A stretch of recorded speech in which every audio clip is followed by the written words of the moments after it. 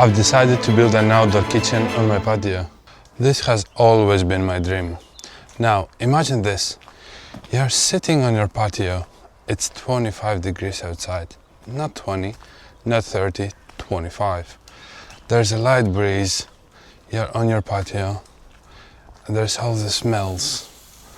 You're cooking a burger, a steak, maybe some beef brisket. That's a dream, right?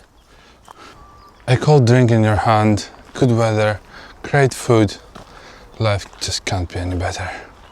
In a previous video, you might have seen me talk about new patio. I built my new patio a couple of months ago.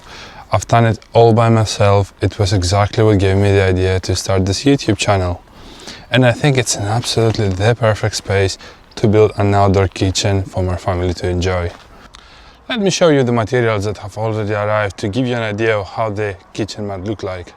First of all, I have a few bricks, 504 to be exact. With these bricks, I'm going to be building 3 walls. In order to build 3 walls, with the bricks, we are going to need some mortar, and this is why we have some soft sand right here. And some cement right over here. Oh, the idea is that the mortar goes on top of the patio and then we're gonna be laying the first brick. But there is something I learned during my patio project, which is that mortar actually is not a very good adhesive for porcelain. And this is why I've ordered something else, which is called the slurry primer. I'll show you.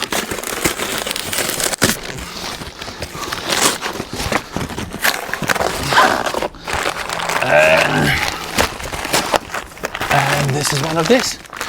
Basically, it's a glue between mortar and porcelain.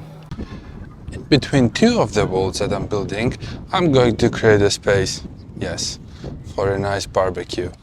And the rest of the space is going to be covered with a nice top. I don't want to reveal too much, but I'll show you very, very quickly.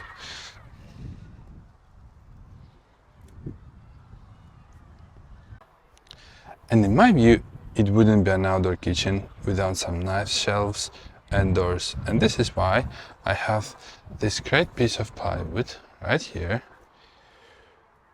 and this nice timber right here.